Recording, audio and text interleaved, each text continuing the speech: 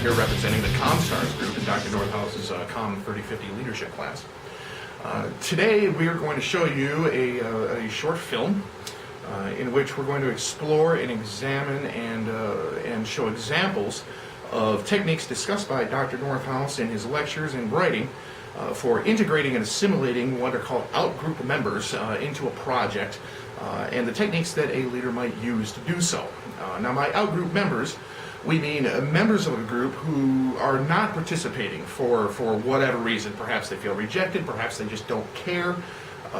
There are a number of potential reasons why a given member of a group may, for whatever reason, not participate.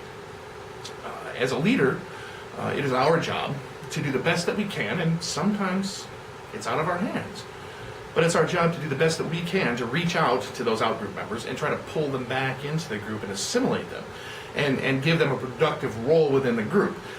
This helps overall group cohesion, as well as adding a measure of confidence and self-respect that the outgroup member may be lacking.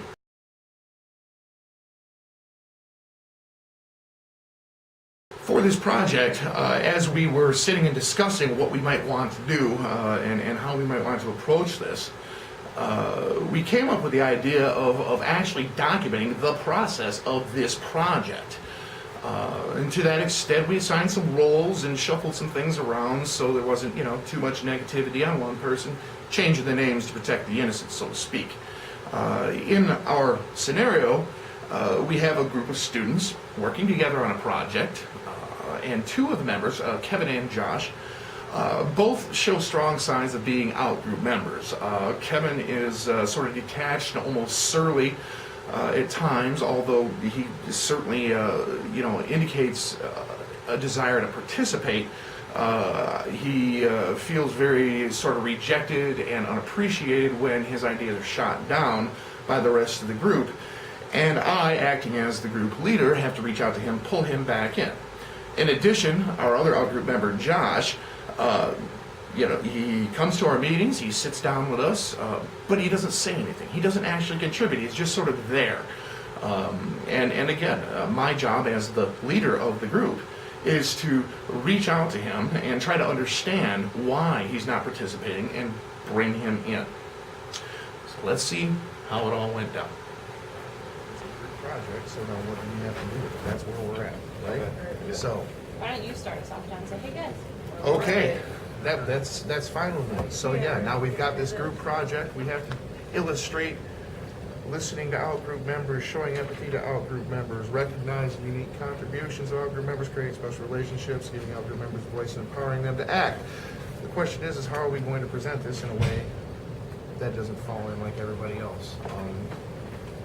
If anybody is married to PowerPoint, say so now because I can't stand it. I love PowerPoint presentations. I don't think they have any place in this. So, we need to consider also how we want to present this. We've only got 15 minutes. We've got 6 points to hit. That means, if we're going to try to do them one at a time, it's only about 3 minutes each. So, what do you think, Mike? Trying to think hold on. Well, I agree. I think that the PowerPoint is kind of dead and it's really boring. Right. We could do some kind of skits for each of the different strategies that you just discussed. That would work. Just have a couple people come out. We could write a little thing down real quick and just do it like 2 at a time or whatever. Or 2 or 3.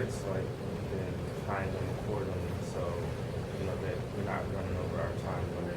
Right. Yep, that'll help. Yeah, we could have some sort of like narration, kind of describing what the audience is looking at. Yeah, somebody could come in and just kind of talk over it in between spots or whatever. Here we see that this has happened. Here we see that this has happened. I don't think we want to dumb it down too much because people start rolling their eyes. But yeah, I don't know. I'm wondering what everybody else is going to do. I'd like to find a way to. Yeah, I think mini skits would be more unique than what everyone else is going to do. I think everyone's going to be doing a video or something like that. Right. I think we should do a video. Why? I don't think we should do a video. One big video just makes more sense. I mean, if you do one big one, then everything gets put into one end. Instead of having to mash everything together, you can just have one skit that hits every point instead of having to figure out how to do 6 different mini skits. Sure, but I just think a video's gonna take a lot of work, a lot of time. You Yeah. have to get a Boring. camera. Yeah, video. Who knows how to edit film too? Yeah. I mean, I can do a bunch of stuff on video. That's why, I mean, it's not that difficult if I just set it up and start filming.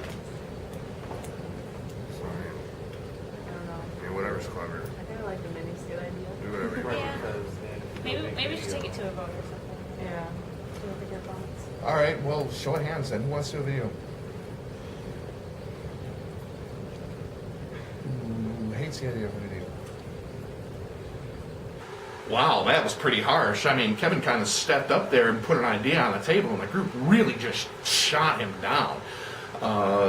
Definitely a majority of the group expressed very negative feelings towards the idea of producing a one long skit as a video production rather than producing multiple small skits as some of the other groups have done.